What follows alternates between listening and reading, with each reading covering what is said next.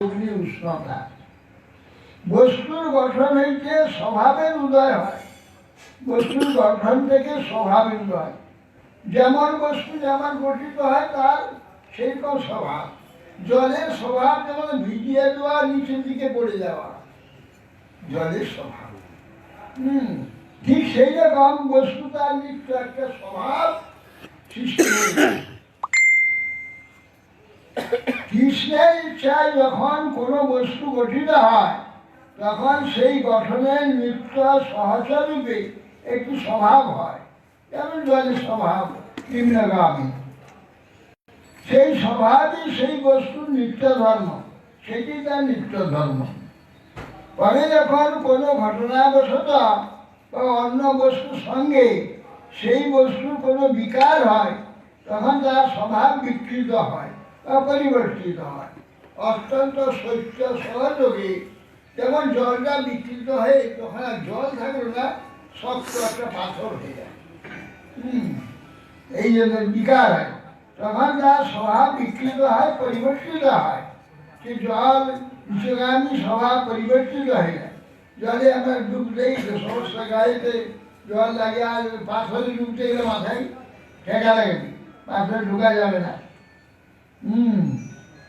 কোনো ঘটনা বস্তু অন্য বস্তুর সঙ্গে সেটা বিকার হয়, তখন তার স্বভাব বিকৃত হয়, পরিবর্তিত হয়। পরিবর্তিত স্বভাব কিছুদিনের দৃঢ় হলে নিত্য স্বভাবের ন্যায় সঙ্গী হয়ে পড়ে। পরিবর্তিত যে স্বভাবটা কিছুদিন থাকলে সে যেন নিসর্গ হয়ে যায়, তার স্বভাব হয়ে যায়। পরিবর্তিত স্বভাব যেমন, কে কথা বলে এখানে ফোন করার সময় না, ফোন করে হবে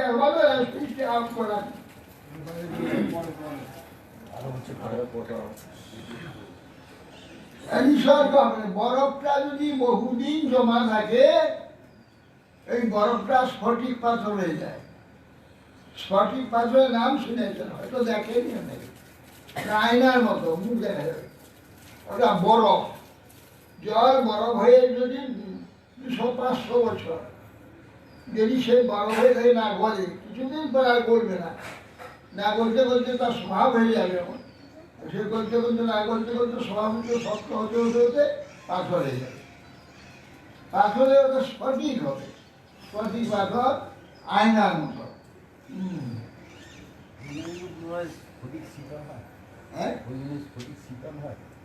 শীতল তো হবে, ঠান্ডা ঠান্ডা তো বরফ তো। নিসর্গ কোনো কারণে একটা স্বভাব সৃষ্টি হয়, তাকে নিসর্গ। নিসর্গ স্বভাবের স্থলে বসিয়া আপনাকে স্বভাব বলিয়া পরিচয় দেয়। এই নিসর্গটা স্বভাবে পরিণত হয়ে গেল, সেটা যেন তার স্বভাব বলে পরিচয় দেয়। যেমন বরফটা পাথর হয়ে গেল, সে পাথর বলে নিজেকে পরিচয় দিয়েছে। জল একটি বস্তু, তারল্য তার স্বভাব। ঘটনাবশত জল যখন শিলা হয় তখন কাঠিন্য তাহার নিসর্গ হইয়া স্বভাবের ন্যায় কার্য করে। বস্তুত নিসর্গ নিত্য নয়, তাহার নৈমিত্তিক, কেননা কোনো নিমিত্ত হইলে বিদিত হয়, এবং নিমিত্ত বিদিত হইলে স্বয়ং বিগত হয়। কিন্তু স্বভাব নিত্য, বিকৃত হইলেও তাহা অনুসৃত থাকে। কাল বা ঘটনাক্রমে স্বভাব অবশ্যই নিজ পরিচয় দিতে পারেন।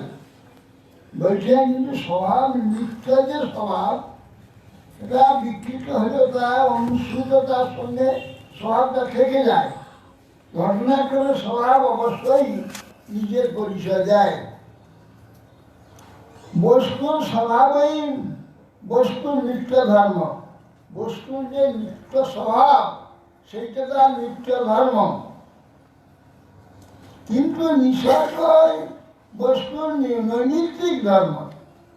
নিসর্গ কোনো প্রকার কোনো কারণে একটা নতুন স্বভাব সৃষ্টি হলেও সেটা কিন্তু তার নিজের ধর্ম নয়, সে নিসর্গ। বস্তু নৈমিত্তিক স্বভাব, ধর্ম।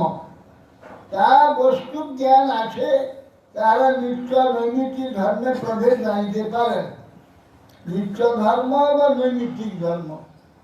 আর নৈমিত্তিক ধর্ম নাকি জলটা খুব ঠান্ডা পড়লে বরফ হয়ে গেল। বরফটা তার স্বভাব নিত্য ধর্ম নয়, তার নিত্য ধর্ম জল হয়ে থাকা, তরল হয়ে থাকা। আর বরফটা যখন হয়ে গেল ওটা এবারে নৈমিত্তিক ধর্ম, ওটা তার ধর্ম নয়। ওই সত্য পাঠ্য বলে আছে, কিন্তু আবার গরম পেলে ও বলে আবার জল হয়ে যাবে।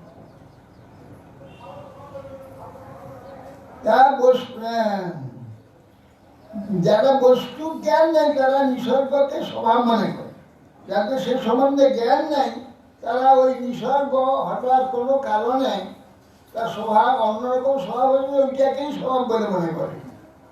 নৈমিত্তিক ধর্মকে নিত্য ধর্ম মনে করেন। সন্ন্যাসী ঠাকুর জিজ্ঞাসা করলেন বস্তু কাকে বলে, স্বভাব শব্দের অর্থটা কি? তিনি প্রশ্ন করলেন বস্তু কাকে বলে, স্বয়ং স্বভাব শব্দের অর্থ কি? পরমাংশ মহারাজি কইলেন বস ধাতুকে সংজ্ঞার্থে টু প্রত্যয় করিয়া বস্তু হয়েছে। বস ধাতু অবস্থিতি, স্থিরে এক জায়গায় থাকা, একে বস। বস ধাতু এত টু প্রত্যয় করে বস্তু হয়েছে। অর্থাৎ যার অস্তিত্ব আছে, প্রকৃতি আছে, তার সেইটাই বস্তু। বস্তু দুই প্রকার, অর্থাৎ বাস্তব বস্তু এবং অবাস্তব বস্তু। দুই প্রকার বস্তু আছে, বাস্তব অবাস্তব। বাস্তব বস্তু পরমার্থ ভূত তত্ত্ব, অবাস্তব বস্তু দ্রব্য গুণাদির রূপ। দ্রব্য গুণাদির যে রূপ সেগুলো অবাস্তব। বাস্তব বস্তু পরমার্থ ভূত তত্ত্ব। পরমার্থ তত্ত্ব হচ্ছে আত্মতত্ত্ব। আত্মা যেটা চেতন, আমরা এই চেতন, এইটা হচ্ছে বাস্তব বস্তু। এটা অবাস্তব না। অবাস্তব কি? এইটা ছিল বালক, শিশু ছিল, বালক হলো, কিশোর হলো, যুবক হলো, পাল্টে যাচ্ছে। কিন্তু বস্তু দেখা যাচ্ছে, আছে, অস্তিত্ব আছে, কিন্তু পরিবর্তন হয়ে যাচ্ছে। এই জন্য অবাস্তব বস্তু। অবাস্তব বস্তু দ্রব্য গুণা দিল, দ্রব্য এবং এর গুণ। বাস্তব বস্তুর অস্তিত্ব আছে, অবাস্তব বস্তুর অস্তিত্ব কেবল প্রকৃতি হয়। প্রকৃতি কোন স্থলে সত্য, কোন স্থলে ভান মাত্র। অবাস্তব বস্তু প্রকৃতি আছে, যেমন শরীরটা প্রকৃতি আছে, কিন্তু এটা কোনো সময় থাকছে, কোনো সময় থাকছে না, পরিবর্তন হচ্ছে, নাশ হয়ে যাচ্ছে। কোনো সময় ভান। শ্রীমদ্ ভাগবতের প্রথম স্কন্ধে দ্বিতীয় শ্লোকে বেদং বাস্তব বস্তু অর্থবস্তু শিবদম, বাস্তবম অর্থবস্তু শিবদম। এই কথায় বাস্তব বস্তু একমাত্র পরমার্থ, অর্থাৎ আত্মতত্ত্ব। সে বাস্তব বস্তু শিবদম কল্যাণ দানকারী, মঙ্গল দান করে, তা বাস্তব বস্তু অর্থাৎ আত্মা বা চেতন, পরমাত্মা, এ হচ্ছে পরম কল্যাণ দানকারী। এই কথায় বাস্তব একমাত্র পরমাত্ম, এটা নির্ণীত হয়েছে। ভগবান একমাত্র বাস্তব বস্তু, তার থেকে আমরা সৃষ্টি হয়েছি, আমরা তার থেকে এসেছি, আমরাও বাস্তব। কিন্তু এই শরীরটাও বাস্তব। ভগবান একমাত্র বাস্তু, সেই বস্তুর পৃথক অংশ জীব, সেই বস্তুর শক্তি হচ্ছে মায়া। এই ভগবান যে বাস্তব বস্তু, তার অংশ হচ্ছে আমরা জীবাত্মা। আর মায়া, এই যে মায়া শরীরটা হয়েছে বা এই জগৎ, এগুলো হচ্ছে অবাস্তব। এটাই ভগবানের শক্তি। এটা এ শক্তি হচ্ছে মায়া। মায়া মানে ময়াকার, অন্তস্থ জয়াকার। অন্তস্থ জয়াকার হচ্ছে যা, মা মানে না। সংস্কৃতে না শব্দটা মার ব্যবহার হয়, মা করছে, মা বলে। এই জন্য মা বলা হয় ওটা। মা মানে না। যাহা না তাই মায়া। যাহা না, এইখানে যাহা দেখছি এরা না, এই জন্য একটা মায়া। মানে এইভাবে এগুলো না, যাহা দেখি আমরা এই জগতে। কুড়িটা দেখলাম, তারপরে বড় হয়ে গেল, কাণ্ড হয়ে গেল, পাতা হয়ে গেল। আবার ফুলের কুড়ি থাকে, তা ধীরে ধীরে কাজটা ফুল হয়ে গেল, আবার ফুলে পড়ে গেল। এইগুলো যা দেখছি তার কিছুক্ষণের জন্যে, তারপরে আর না হয়ে যাবে, থাকবে না। এই জন্য মায়া। এই তিন তত্ত্বকে বুঝিতে হয়, মায়া, জীব এবং ভগবান। এই তিন তত্ত্ব, মায়া, ভগবান এবং জীব, এই তিন তত্ত্ব। ঘুমিয়ে যাচ্ছেন কেন? সারা জীবন কোটি যুগ কোটি জন্ম ঘুমছেন, শুনতেই পাই একটু জাগুন।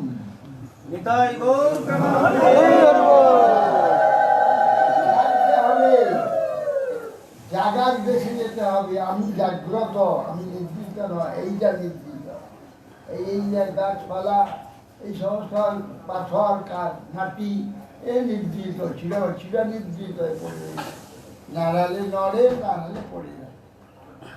আমি চেতন, আমি জাগ্রত, যে আমাকে জাগতে হবে। এই জড়েতে আমি জড়ভাবে ঘুমিয়ে থাকলে হবে না। এই জন্য শাস্ত্রটি উৎকৃষ্টত জাগ্রত প্রাপ্য বরান নিবোধত ক্ষুরস্ব ধারা নিশিতা দূরত্বয়া দুর্গম পথস্তৎকবয় গন্ধি। এই জন্যে শাস্ত্র বলছে, ওঠো ওঠো, জাগো, উৎকৃষ্টত জাগো।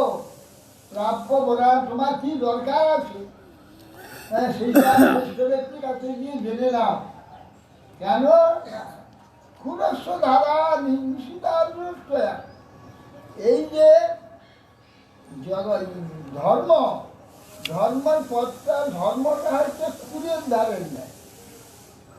খুরের ধার জানেন তো, এই গাড়ি কামায়, একটু যদি অসাবধান হয় ক্যাচ করে হেঁটে যাবে। হ্যাঁ, এই জন্য খুরের ধার, ধর্মটা খুরের ধার। যদি একটুকু, কেন না, এটা তো চেতন, চেতন সম্বন্ধীয়। আর আমাদের জড় চারদিকে ঘিরে রেখে দিয়েছে। আমি কথা বলছি, যে জিহাদে কথা বলছি, ওটাও জড়, সব জড়, জড় ঘিরে রেখে দিয়েছে। এই জন্যে এই তিনটি তত্ত্বকে বুঝবার জন্যে অতি সাবধান হতে হবে। কিন্তু আমরা সাবধান নই। কেন? জড়ের স্বভাব, আমরা কোনো রকম করে আমরা চালিয়ে দিতে পারি। হ্যাঁ, আর সিদ্ধ অন্ন খেয়ে দিতে পারি, চালকে চিবিয়ে খেয়ে দিতে পারি, আবার সুসিদ্ধ ভাত রান্না করে খেতে পারি, চালিয়ে দিতে পারি। আমার সব এই চালিয়ে দেওয়া স্বভাব হয়ে গেছে আমাদের। আর আমরা ধর্মের বেলাতে গিয়ে ওইটা চালিয়ে দিতে চাই। ওই চালিয়ে দিতে গিয়ে কেটে পড়ে যাবে, কেটে পড়ে যাবে, যেতে পারবে না। আগে একটা রেকর্ডে গান হতো যে, মধুর মধুর বংশী বাজে কথা কোন কদম তলেতে, পথের মাঝে পথ হারালাম ব্রজে চলিতে, কোন মহাজন পারি বলি। যে বৃন্দাবনে যাচ্ছে, মধুর মধুর বংশী বাজে কথা কোন কদম তলে, বৃন্দাবনে। কিন্তু পথের মাঝে পথ হারালাম, ওই রাস্তায় পথে যেতে যেতে পথ হারিয়ে গেছে, রাস্তায় আছি। আমরা বৈষ্ণব হই, আমরা তিলমালা ধান করি, আমরা হরিনাম করি, ধারণের কথা বলবেন না। আমরা এইসব করি, কিন্তু ভীতি ভীতি সব জড় হয়ে গেছে। চেতনের দিকে অগ্রসর না হয়ে ওই জড়ের দিকে চলে গেছে। ওই জড় ভাব সব জড়ের দিকে আমাদের চিত্ত চলে যায়। খুঁজেন না যার ওই চেতন বলে আমরা হালকে জড় করে দিচ্ছি। জড়ের চেতন হচ্ছে মহাপ্রসাদ। আমরা সেই মহাপ্রসাদকে ভাত ডাল করে নিচ্ছি। বিগ্রহ হচ্ছে চিন্ময় মূর্তি, তা ভাবের উপরে হবে। কে বিগ্রহকে আমরা কাঠ পাথর বিচার করছি, এই শাস্ত্রাঙ্গে প্রণাম করছি, মিষ্টি এনেছি ভোগ হবে। এই কি জয়পুর থেকে পাথর না হয়েছে না? জয়পুরের এ কৃষ্ণকে কষ্টের পাথর বলে, রাধারানী শেষ পাথর না। ভোগ দেবে শাস্ত্রাঙ্গে প্রণাম করছে। দেখুন ফুলের ধারটা কোথায়, একে বলে ফুলের ধার। ভোগ দিলে ভগবান বলে এসেছে, শাস্ত্রাঙ্গে প্রণাম করছে ভগবান বলে, আবার বলছে জয়পুরে কষ্টির পাথরে কৃষ্ণ না, যে পাথরকে ভোগ লাগাতে এসেছে, পাথরকে ভোগ লাগাতে বলে এইখানে ফুলের ধার। ওখানে পাথর দেখেও পাথর দেখতে হবে,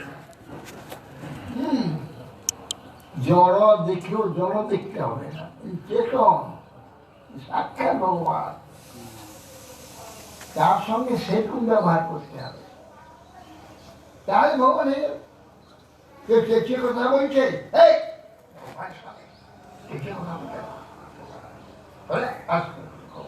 এই ভগবানকে পিছন করো।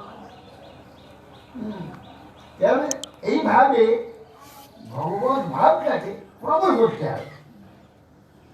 ভগবানের সামনে যে শিষ্টাচার, সাধারণ জীবন্ত ব্যক্তিদের সামনে বড় বড় পদবীধারী প্রধানমন্ত্রী, মুখ্যমন্ত্রী যেমন শিষ্টাচার আমরা মেনে চলি, শিষ্টাচার অনুযায়ী চলি, কথা বলি, সব কিছু ঠিক সেই প্রকার বিগ্রহের কাছে, ভগবানের কাছে ওই রকম শিষ্টাচার পালন করতে হবে। এবং ভগবানের ঠিক সময় ভোগ দেওয়া, যা যা প্রত্যেক দিন ভোগ দেওয়া হয় প্রতিদিন সেটা দিতে হবে। আজকে যেমন ইচ্ছা হলো যেমন পেলাম, আজকে দিলাম, কালকে যেমন ইচ্ছা তেমন দিলাম, ভগবান হলো না, ওটা আমার ইচ্ছা। আমার ইচ্ছা হলো ভগবানের ইচ্ছা, ভগবানের মরে পড়ি যেখান থেকে হোক ভগবানের সেবা এই দিতে হবে। অতএব সেই জন্যে আমাদের এই তিন তত্ত্বে বহুবিধ প্রকৃতি আছে, সে সমস্ত অবাস্তব বস্তু মধ্যে পরিগণিত। এই যে তিন তত্ত্ব বলে মায়া, জীব এবং ভগবান, এর মধ্যে বহুবিধ প্রকৃতি আছে, সে সমস্ত অবাস্তব বস্তু মধ্যে পরিগণিত। বৈশেষিক দিকের দ্রব্য ও গুণসংখ্যা কেবল অবাস্তব বস্তু মাত্র। বাস্তব বস্তু যে বিশেষ গুণ, তাহাই তাহার স্বভাব। বৈশেষিক বল বস্তুর বিশেষত্বকে বিচার করেছে। এই থেকে সেই সিদ্ধান্তের নাম বৈশেষিক সিদ্ধান্ত। বৈশেষিক সব দর্শনের মধ্যে বৈশেষিক একটা দর্শন, বস্তুর বৈশিষ্ট্যটা বিচার করা হয়েছে, সেগুলো অবাস্তব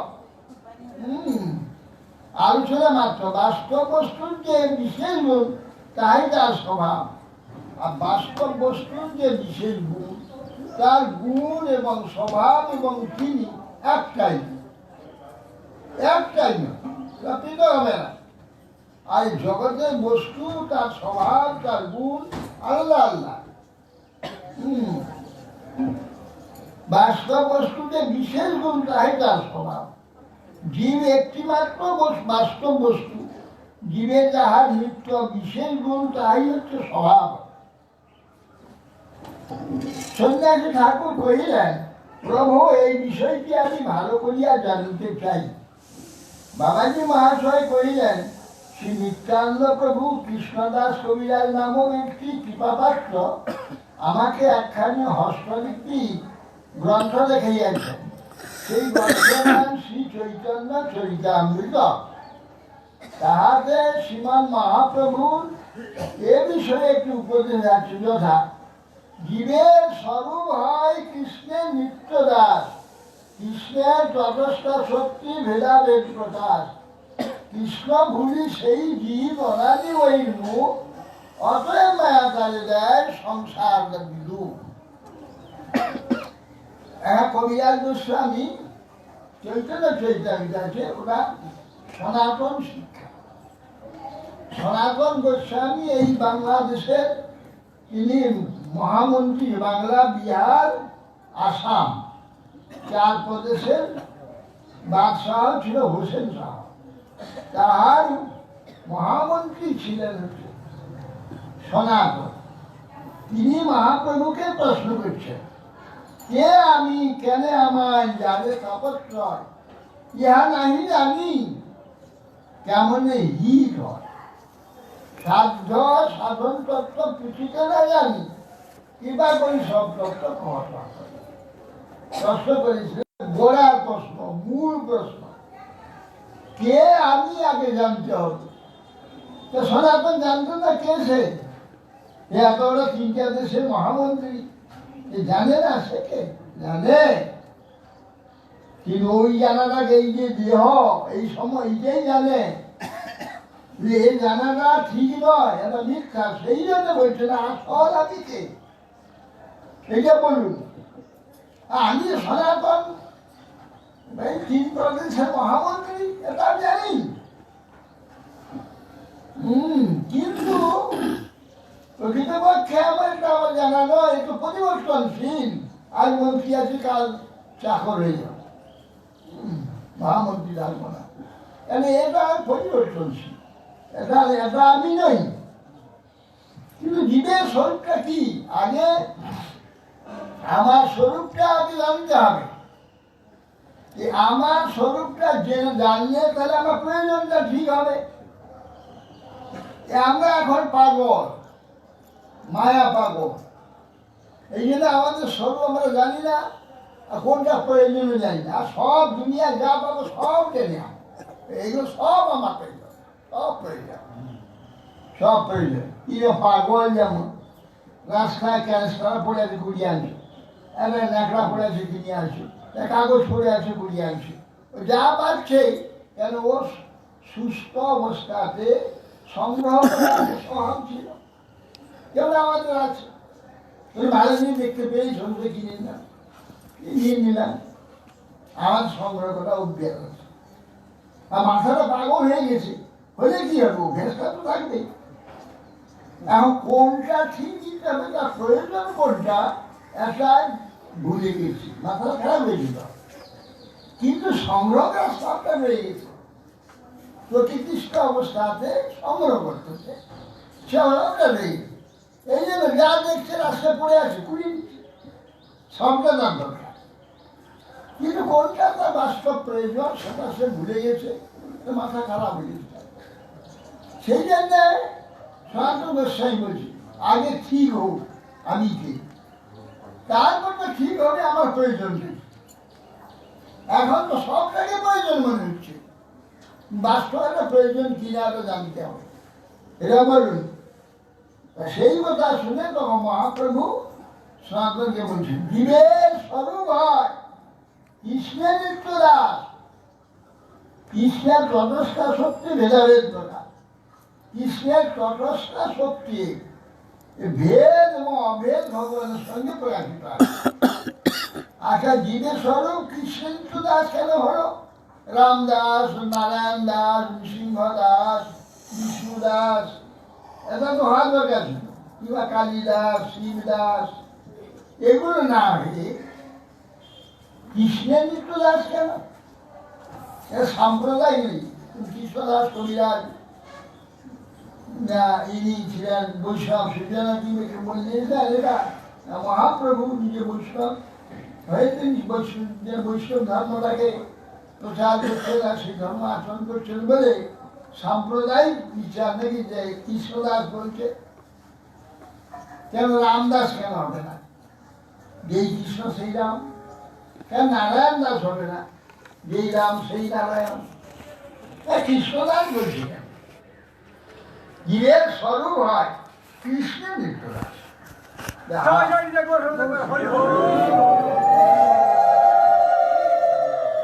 কেন কৃষ্ণদাস বলছেন? জীবের স্বরূপ সে অনেকের আরাধনা করতে পারে, তার স্বরূপটা কি? তার স্বরূপের আরাধনাটাই কৃষ্ণই। আমরা যে জীব, আমাদের স্বরূপের আরাধনাটা একমাত্র কৃষ্ণ হবে। অনেক কেন হবে না? আমার যা প্রয়োজন, আমি যা যা আমার যোগ্যতা আছে, একমাত্র কৃষ্ণ দিতে পারে না, আর কোনো অবদান দিতে পারবে না।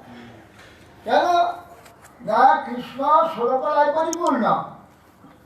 আর আমাদের যে 12টা রস আছে, শান্ত দাস্য সক্ষ বাৎসল্য মধু, যে 5টা সাই রস, হাস্যবীর অদ্ভুত করুণ রৌদ্র ভয়ানক বিভৎস, একটা গৌণ 7টা রস। এই যে 7টা 5টা 12টা রস, এটা আমার আত্মা, জীবাত্মার স্বরূপের দরকারটা। এইটা রস আমাদের মধ্যে আছে। যিনি এই সমস্ত 12টা রসের সেবা দিতে পারবেন, তিনি তো আমার প্রভু হবেন। এই দিতে পারবেন না, তিনি কি করে প্রভু হবেন? তার দাস আমি কি করে হব? একজন এমএ পাস করেছি, তাকে যদি বলা হয় যে তুমি প্রাইমারি স্কুলে ছেলেদের পড়াও, তাহলে তার যোগ্যতা অনুযায়ী তাকে কি কাজ দেওয়া হলো? এমএ পাস করেছে, সে প্রফেসর হবে, সে কলেজেতে ইউনিভার্সিটিতে গিয়ে সেখানে পড়াবে। তাই বলা হয় যে পাঠশালা প্রথম প্রাথমিক ছেলেদের ও আদি শেখাও। এটা তার যোগ্যতা অনুযায়ী তার কাজ দেওয়া হলো। তিনি আমাদের 12টা রসের অধিকার আছে, কেন আমাদের মধ্যে 12টা রস আছে। সেই 12টা রসের সেবা দিতে হবে। অন্যান্য এই যে অবতার নানান 1.5টা রস, হ্যাঁ, রাম নৃসিংহাদি 2.5টা রস, রামচন্দ্রের 5টা রস, 12টা রস পরিপূর্ণ আছে। কিন্তু রামের একটা অভাব আছে কি, তিনি একপত্নী ব্রত ধর, স্ত্রী তাকে পত্নীরূপে কেউ আরাধনা করতে পারবে না। কেন? সীতা ছাড়া অন্য কাউকে তিনি স্ত্রী বলে স্বীকার করবেন না। এই জন্যে তার এটা অভাব আছে, তিনি আমাকে সেবা দিতে পারবেন। আমি যদি বলি তোমাকে আমি পত্নী উপাসনা করব, নাম তা সব দণ্ডকারণ্যের ঋষিগণ সবাই তপস্যা করছে, কি না রামকে পত্নী উপাসনা করছে, পত্নী উপাসনা পত্নী উপাসনা করছে। হ্যাঁ, আমরা পত্নী না হবে না, আমার একপত্নী ব্রত ধরামি, আর সীতা ছাড়া দ্বিতীয় কাউকে আমি পত্নী স্বীকার করতে পারি। অর্থাৎ সেই জন্য যখন তিনি চলে যাচ্ছেন এই পৃথিবী ছেড়ে, তা প্রতি বছর যজ্ঞ করছেন। এই যজ্ঞে তো গৃহস্থ স্বামী স্ত্রী ছাড়া যজ্ঞ হয় না, পরিবর্তে মিলে করতে হয়। এখন সীতা নাই, সীতা তো বনবাসে আছে। এখন কি হবে? তার বৈশিষ্ট্যকে বললে কি হবে? যজ্ঞ আমি করবো কি করে? স্বামী স্ত্রী না হলে তো যজ্ঞ হবে না। তার বললেন এই কাজ করো, সোনার সীতা তৈরি করো। তেমন স্বর্ণ সীতা তৈরি করে তাকে বামে রেখে যজ্ঞ করেছে। এখন উনি ছিলেন 13,000 বছর পৃথিবীতে। তো 13,000 বছর তিনি যজ্ঞ করেছেন, 13,000 সীতা হয়েছে। প্রতি বছর নতুন অনেক সীতা তৈরি করতে হবে। ওই সীতা তো মরে গেছে না, সেটা তো পুরানো গিয়েছে। এখন প্রতি বছর যজ্ঞেতে একটা করে সীতা তৈরি করতে, সোনার সীতা। সেই স্বর্ণ সীতা একটা গোডাউন আছে, গোডাউনে ভর্তি হয়ে আছে। বা যখন সেই স্বর্ণ সীতা যখন চলে যাচ্ছে রামচন্দ্র, তখন ওই সীতা সারাতে গিয়েছে। যে বলছে সীতা, তাদের তো প্রাণ প্রতিষ্ঠা হয়েছে, তারা ভগবানের সংস্পর্শে আসার সময় জীবন্ত হয়ে গেছে। আমাদের রাজনীতি আমি চলে যাচ্ছি, এই জগৎ ছেড়ে আমি চলে যাচ্ছি, তাহলে আমরা তারা ভাবে আমাদের নিয়ে যান। স্বর্ণ সীতারা বলছে আমাদের দিবেন না, না তোমরা তো এত অসংখ্য সীতা, আমার তো একটা সীতাই আমার পত্নী, এত সীতা তো আমার পত্নী নয়, আমি এক পত্নী তো ধর, তোমাদের এত নিয়ে আমি কি করবো? তাহলে আমরা কি হবে? আপনি তো আমাদের সব স্ত্রী রূপে গ্রহণ করে নিয়েছেন, আমরা তো স্ত্রী সব, আমাদের কি করছো? আগামী অবতারে আমার তোমরা সব তো আমার পত্নী হয়ে যাবে, তখন আমাকে লাভ। সেই স্বর্ণ সীতারা ওই যে 16,108 মহিষী হয়েছে, তার মধ্যে 16 স্বর্ণ সীতারা আছে। হ্যাঁ, তখনই কৃষ্ণকে এই জন্যে রামচন্দ্র আমার উপাস্য হতে পারে না, আমি তার প্রতিরূপে পাবো, আমি প্রতিরূপে অগ্রসর করতে চাই। তেমনি অন্যান্য যত অবতার সব রসের অভাব আছে, কিন্তু একমাত্র পরিপূর্ণ রসামৃত সিন্ধু ভগবান গোবিন্দ সরকালা পরিপূর্ণ। এখন আর আমাদের এই 12টা রস পরিপূর্ণ আমরা, তো আমাদের পরিপূর্ণ সেবাটা কৃষ্ণই একমাত্র দিতে পারবেন। রাম, নৃসিংহ ইত্যাদি বরাহ বামন কেউ দিতে পারবে। এই জন্যে আমরা সকলেই কৃষ্ণ দাস। সে আমাদের ইচ্ছা অন্য কোনো রসে আমরা রামের প্রসাদ চলি, নৃসিংহ প্রসাদ চলি, নারায়ণের প্রসাদ চলি, সেটা আমাদের যেখানে যে আগে সব রস বাদ দিয়ে একটা রসেতে আমার মিশে হতে পারে, আমি যে কোনো অবতারের প্রসাদ।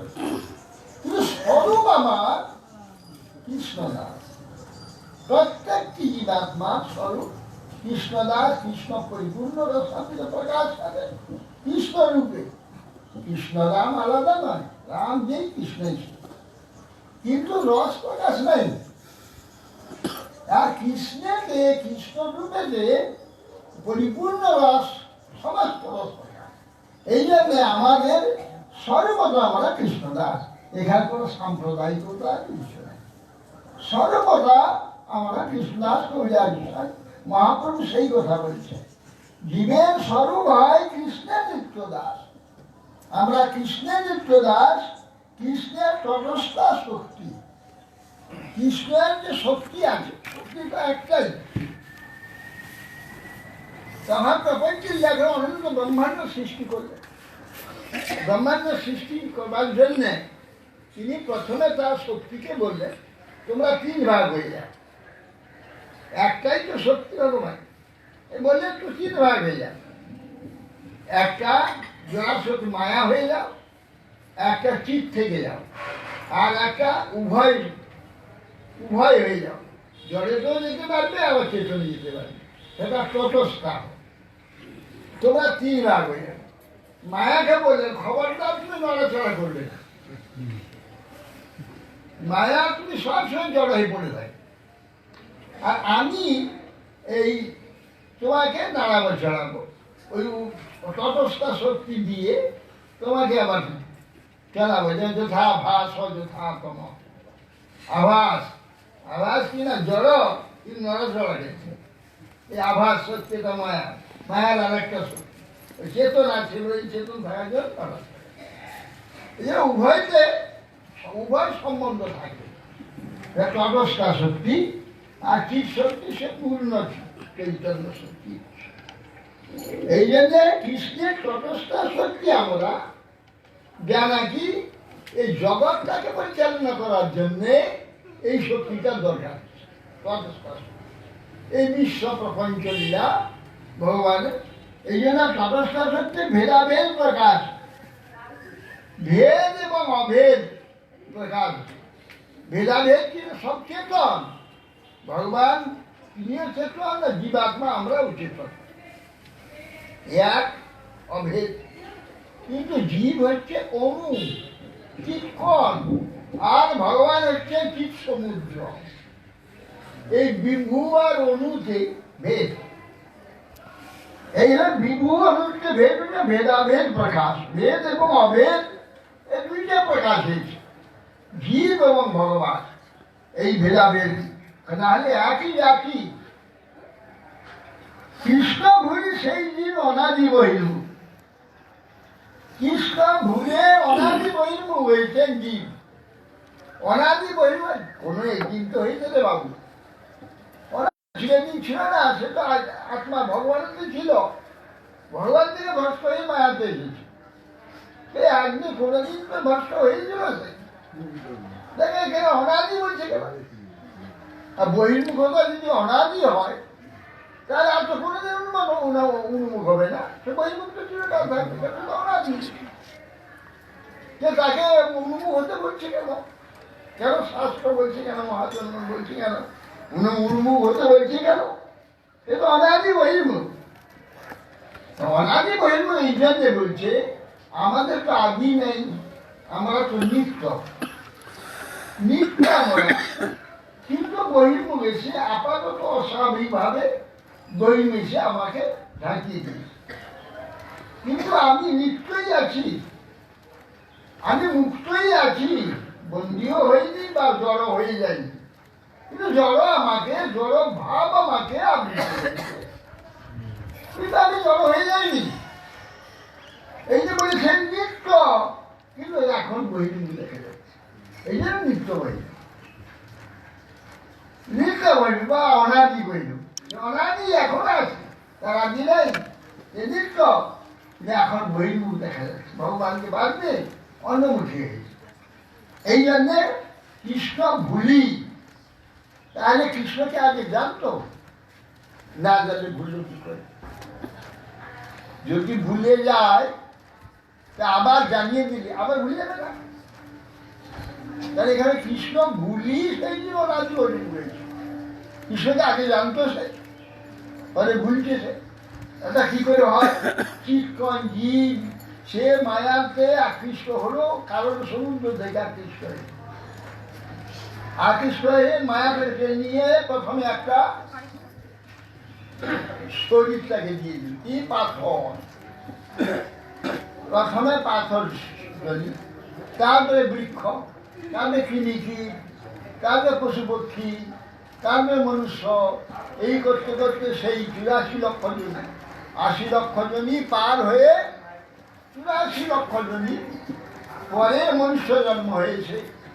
এ মনুষ্য আবার ৪ লক্ষ রকমের, এখনো মনুষ্য আগে দেখুন লঙ্কা হয়ে আছে, আন্দামান আদিতে বা বহু জায়গা সারা পৃথিবীতে বহু উলঙ্গ মানুষ করা আছে, প্রচুর নেই জীবনযাপন করে।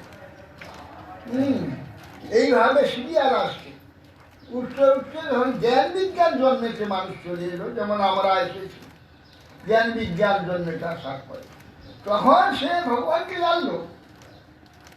ভগবান একজন আছেন, ঈশ্বর একজন আছেন, তিনি আমাদের স্রষ্টা, তার আরাধনা করা উচিত। তথস্থার কার্যটা এখন হলো, এখন সে কৃষ্ণকে জানলো, জেনেও এত জন্ম এই মায়া ভোগ করতে করতে এমন তার আস্বাদ লেগে গিয়েছে, আর কিছুতে ওকে ছাড়তে পারছে না। ও জানছে যে কৃষ্ণ আমাদের আরাধ্য, তার আরাধনা করতে হবে, আমি চেতন, ভগবান চৈতন্য, আর এটা জড়জগৎ, জানছে সব, শুনছেও, তথাপি জড়ের প্রতি যে আসক্তি থাকতে পারছে না, না পেরে এটা জেনেও তখন এই দিকে ঘুরলো। যখন সিরিয়ালে সে উঠতে উঠতে ৮০ লক্ষ জন্ম পার হয়ে ৪ লক্ষ জন্ম যখন উঠতে উঠতে যখন জ্ঞান বিজ্ঞান জন্মে এসেও যখন সে জানলো, তখন অবস্থা ভাব এইদিকে যাবো না এদিকে যাবো, জেনে যখন জেনেও এই দিকেই গেল, তখন সংসার আরম্ভ হলো, প্রারব্ধ সৃষ্টি হলো, তার থেকে এই কাল বলে কবু স্বর্গে উঠায়, কবু নরকে ধুয়ায়, দ্বন্দ্বজনে রাজা যেন নদীতে চুবায়, কবু স্বর্গে কবু মর্তে নরকে বা কবু, কবু দেব কবু দ্বিজ কবু দাস প্রভু।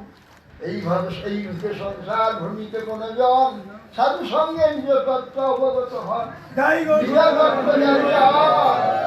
সংসার না চায় কেন বা ভরিনু মায়া করে, হায় হায়।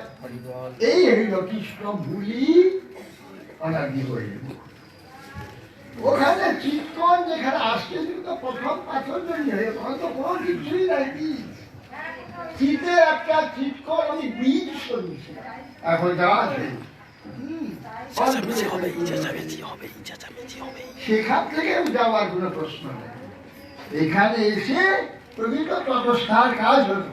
এই জন্যে বলছে কৃষ্ণ বলি সেই জীব অনাদি বহির্মুখ অতএব মায়া তালে দেয় সংসার। সে অনাদি বহির্মুখ হয়ে সে আর কৃষ্ণকে ভজনা করছে না, মায়া করছে। এতদিন মায়া কি ছিল? এতদিন মায়া ছিল জননী। কেননা আমাকে বলে পিঠে করে, হ্যাঁ, প্রতি জন্মে একটা ধাক্কা দিয়ে আমার চেতন জন্মেছে। হ্যাঁ, সেই পাথর জন্ম থেকে শুরু হয়েছে, চেতনটাকে বিকাশ করছে। হ্যাঁ, প্রথমে আচ্ছাদিত চেতন, তারপরে সংকুচিত চেতন, তারপরে হচ্ছে মুকুলিত চেতন, তারপরে বিকশিত চেতন, তাহলে পূর্ণ বিকশিত চেতন এখানে। হ্যাঁ, অতএব সেই জন্যে এখন তো আমাদের ভগবানের কথা এখন করছি না, না করলে ওই মায়া ভোগ করার জন্য ওই দিকে যাচ্ছি। কর্মফল প্রারব্ধ সৃষ্টি হয়ে গেল, ওই আবার সেই ব্রহ্মাণ্ড ভূমিতে কোনো ভাগ্যবান জীব গুরু কৃষ্ণ প্রসাদে পায় ভক্তিরতা। তাহলে এইভাবে অসংখ্য আবার সেই বৃক্ষজনী হয়ে যাচ্ছে। হ্যাঁ, যমুনার জন্য বৃক্ষ হলো, বৃক্ষজনী হয়ে যাচ্ছে। বৃক্ষজনী থেকে আবার পশু পক্ষী কীট পতঙ্গ কত আর যাচ্ছি, আর কত হাজার বার এই জন্ম হচ্ছে, আবার মানুষ হচ্ছে, আবার ওই দিকে যাচ্ছি, আবার কখন উঠে আসছি, আবার কখন নেমে যাচ্ছে। এইভাবে হ্যাঁ সংসার ভূমি। তো সংসার ভূমিতে কোন ভাগ্যে কেহ চলে নদীর প্রবাহে যেন কাষ্ঠ লাগে। এই সংসার ভ্রমণ করতে করতে কোনো ভাগ্যে চলে যায়, বড় কঠিন। সৎসঙ্গ হওয়া যেমন কোটি জন্মের স্বীকৃতি থাকলে তবে সৎসঙ্গ হয়। আর সৎসঙ্গে এসেও সে সৎসঙ্গে সব শুনেও সেই মায়ের দিকে যায়, ভগবান দিকে যেতে চায় না, বড় কঠিন। সেই জন্যে বলছেন যে ওই ধর্মস্ব তত্ত্ব না ক্ষুরস্ব ধারা সীতা এটা যে কত ধারালো, দেখুন সে খুনের ধারা বলছে। তো উপনিষদের খুর ধার বলবে, তা খুরের পরে কি কোনো ধার আছে? খুনের পরে কোনো ধার, কোন রকম একটু আসলেই তো সুন্দর শিখেছে। যাতে সুন্দর চুলগুলোকে আমরা কামিয়ে দিই, আমাদের চামড়ায় কিছুই লাগে না। সুন্দর করে ধার, অত খুরের ধার বলে বলছে নিশিতা। খুর ধার বলে সন্তোষ হচ্ছে না, নিশিতা মানে অত্যন্ত ধারা, সেটা বলেও শান্তি হচ্ছে না। দূরত্ব, আবার দূরত্ব কতগুলো দিকে হয়ে যাচ্ছে। হ্যাঁ, ধর্মস্ব তত্ত্ব নিশিতা, আবার দূরত্ব, এই অতি দূর অতিক্রমণীয়া, অতি কষ্ট অতিক্রম করা যায়। এই ধর্মের পথ এত সূক্ষ্ম যে কোন মুহূর্তে দেখে চলে গেছে, আমি ধর্ম এটা কেটে গিয়েছে, আমি ধর্মের রাস্তা থেকে সরে এসেছি, আমি জানতে পারি। মৃত্যু মতো জানতে পারবে না যে আমার ধর্ম পথ থেকে আমি ঠিক ধর্ম করছি, নিয়মিত আমি হরিনাম করি, নিয়মিত সব পাঠ করি, নিয়মিত আমি পূজা করি, পদ্ধতি সব করে যাচ্ছি। কিন্তু একটু ভিতরে ভিতরে কোনো একটা বিষয়ের প্রতি আকর্ষণ থাকে, তাকে নিজের মধ্যে তাকে কেটে ফেলে, অথচ এইগুলো সব করে যাচ্ছে, আসক্তি দিয়েছে। এই ধরনের নানা প্রকার সূক্ষ্ম রয়ে যায়। অতএব মায়া তালে দেয় সংসার। এই কারণে মায়া আমাদের সংসার, সংসার মানে সম্পূর্ণ শ্রী ধাতু, শ্রীমান দন্ত সরি, শ্রী মানে স্মরণে গতিশীলতা, এই গতিশীলতার সংসার এ আমরা ভোগ করছি জন্ম থেকে মৃত্যু, মৃত্যু থেকে জন্ম। এই জন্যে অতএব মায়া তালে এই সংসার দুঃখ মায়া তো জননী ছিল, প্রতি জন্মেতে আমার চেতনটাকে উন্মেষ করছিল।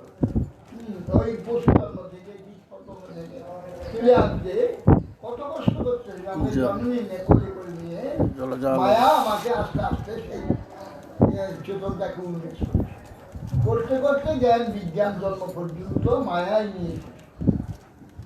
এখন নিয়ে এসে আমাকে জানিয়ে দিলে মায়া যে কৃষ্ণ তোমার আরাধ্য, কৃষ্ণের আরাধনা তুমি করো, ভগবানের আরাধনা তোমায় করতে হবে, তুমি ভগবানের অংশ, ভগবান আরাধনাই তোমার ধর্ম, তুমি জড় নও, তুমি সব জানিয়ে তুমি ভগবানের আরাধনা করো। আমি সংসার সংসার ভোগ করি, কি বেটা তোকে এত জন্ম ধরে এত আদর করে এত যত্ন করে তোকে আমি পালন করিস, কারণ পশু পক্ষীদের যখন বিবেকে নেই, বাচ্চা ছেলেটাকে কিভাবে পালতে হবে ওদের বিবেকে নাই, প্রকৃতি স্বভাব নয়, স্বভাবে সেই মধ্যে পালন করছে, স্বভাব পালন প্রকৃতি পালন করছে। অতএব সেই জন্যে তোমাকে আমি মায়ের মতো পালন করে করে করে করে এতদূর নিয়ে এসে তোকে পূর্ণ জ্ঞান দিলাম, তুমি আমার যে আরাধ্য দেবী ভগবান তোমার প্রভু, তুমি তার আরাধনা করবে, তুমি এখন আরাধনা করবে না, সে ভোগ করবে। এসব একটা বিষয় তোকে ভোগ করাচ্ছি, আমার হইলে পিসা আছে, পিসা ছেলে আবিষ্ট তাকে বিষের দিকে উঁচিয়ে টানা, তখন পিসাচে পাইলে যেন মতিচ্ছন্ন হয়, মায়াগ্রস্ত জীবে হয়, মতিচ্ছন্ন হয়ে যায়, মায়াদেবী অসন্তুষ্ট হয়ে যায়। মায়াদেবী সন্তোষ হচ্ছে কৃষ্ণ আরাধনা। আর এই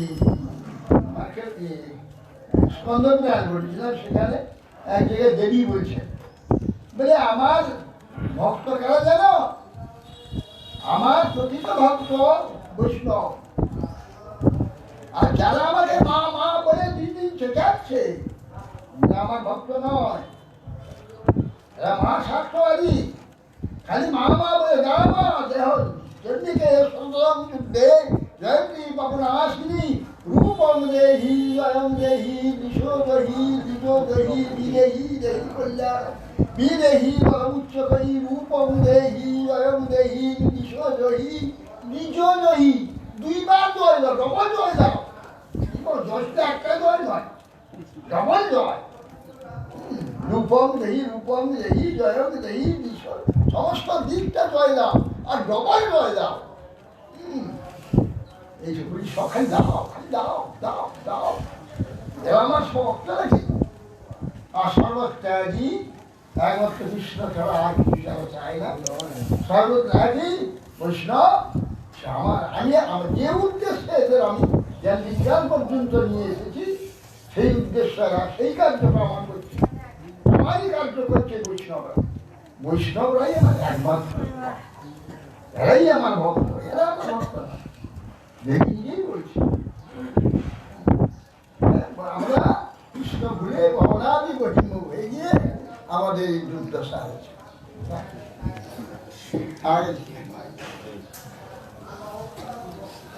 বাবা আর দেখি দেখি বলবো না বাবা, যাও হয়েছে বাবা।